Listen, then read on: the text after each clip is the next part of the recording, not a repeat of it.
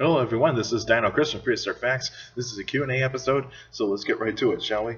So, Brendan from Morris, New York. In high school, why foreign languages like German, Spanish, Japanese, French are rarely taught? Why universities teach foreign language class so much?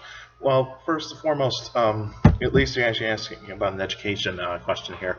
There are some high schools that still teach some of those languages, like German, Spanish, and French, because the high school I went to, they were teaching Spanish, French, and German.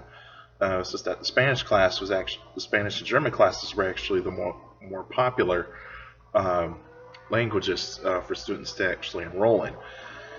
But Japanese, it's very rare to teach. A lot of times it's actually the universities that will actually teach that one. There are some high schools that still teach foreign languages. It's just mainly that it just depends on what school district and also what the laws are in the state that actually, or how the education program in the state is actually prefers foreign languages. Do they prefer foreign languages that they don't belong in high school and they just belong in universities?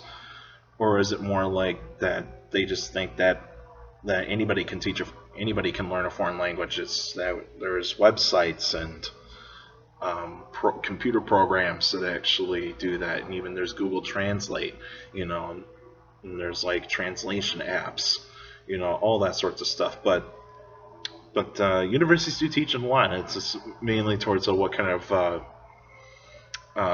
career you're actually going to try to go into. Because say with like a science, like say biology and paleontology, geology, for example, they would actually be suggesting that you should actually learn Latin because that's the preferred language, or the preferred type of language to actually like name a new species or like something like that. In physics and chemistry and in astronomy, they don't have to do that. You don't have to take Latin that much. But I mean, in astronomy, I might be a little bit more into it. But I would say that with the other languages, it's just not likely. But at least thanks for asking education questions. Jody from Kentucky or Ohio. Jody actually asked a question here. Could Stegosaurus rear up on its hind limbs? That is a very good question. There has been some artist renditions showing Stegosaurus rearing up on its hind limbs to try to get some vegetation off of the trees and that sort of stuff. I would say maybe, because I think males probably did a little bit more often, considering that during the mating season they would probably have to be on their hind limbs to actually do what needs to be necessary for mating. Females, I don't know. But it's still highly debatable. I mean, they got the long legs to actually be able to possibly stand up on their hind legs, but I think it's more about, can this animal balance itself on two legs, basically on its hind limbs. And so a lot of paleontologists say that probably might not happen because of the weight distribution, and because maybe the front half of the animal is a little bit more heavily built, whereas the back end of the animal is not very heavily built. But I would say it's a possibility. I'd say it's a possibility, absolutely, that it could actually rear up on its hind limbs. Probably not for defense. It would probably just mainly be for like to possibly get at to, like, say, vegetation that they can't reach when they're on all fours. But yeah, that's a very good question, Jody. And then Benjamin from Hong Kong got a bunch of questions here. Is Cryolophosaurus as bulky as Dilophosaurus? So I'll actually answer each one of them for you. So is Cryolophosaurus as bulky as Dilophosaurus?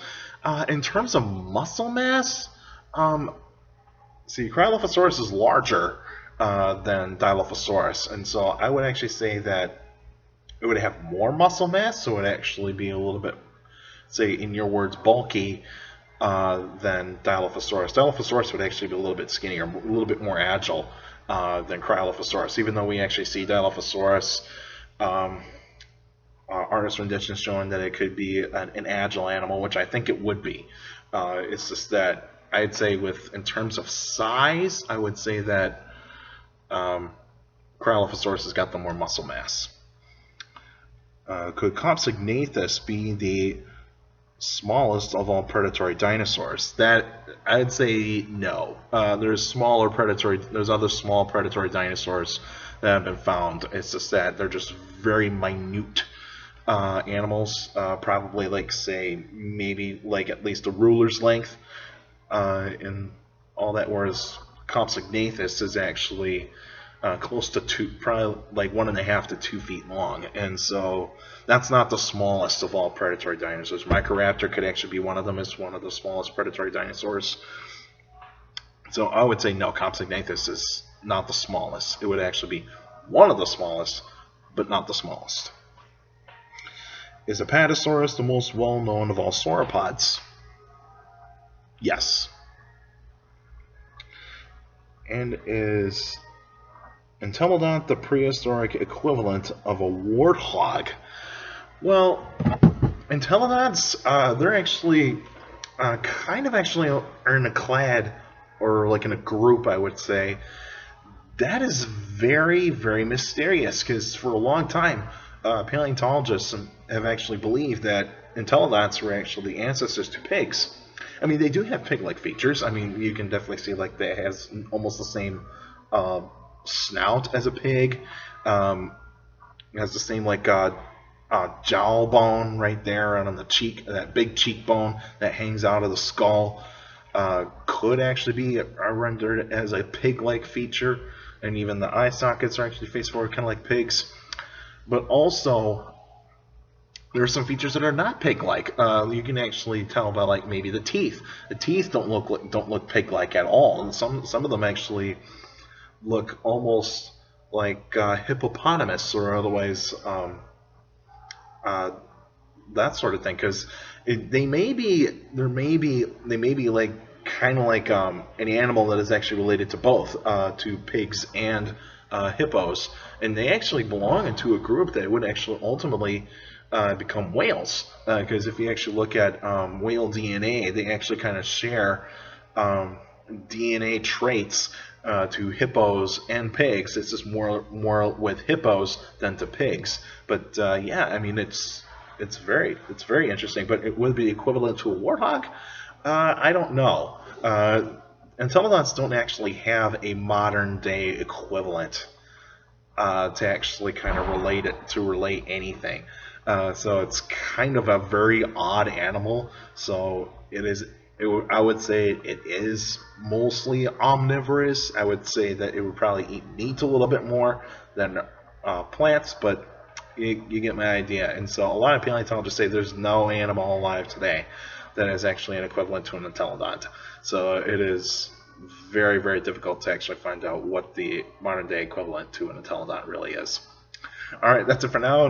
Next week would actually be a special episode. I'll let you guys know what prehistoric animal I'm going to talk about, and so I'll let you guys know about that. And you can still send me questions about dinosaurs or any other prehistoric life. Feel free to email me at dinochrist71@gmail.com. Or go to my Facebook page, Prehistoric Facts of Dino Chris. Like the page, you actually post your questions on the wall or in the comment section.